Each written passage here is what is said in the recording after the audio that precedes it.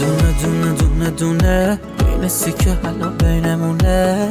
مال خودمونه ما رو به هم میرسونه دونه دونه دونه دونه دونه دونه دونه یه ستاره تو آسمونه یه جوری میزون میکنه که ما رو باز به هم برسونه دل گرفتاره عاشق یاره من نمستم و هوشیار حال جدیدی بینمونه یه چیزایی توی چشاته که دلمو میلرزونه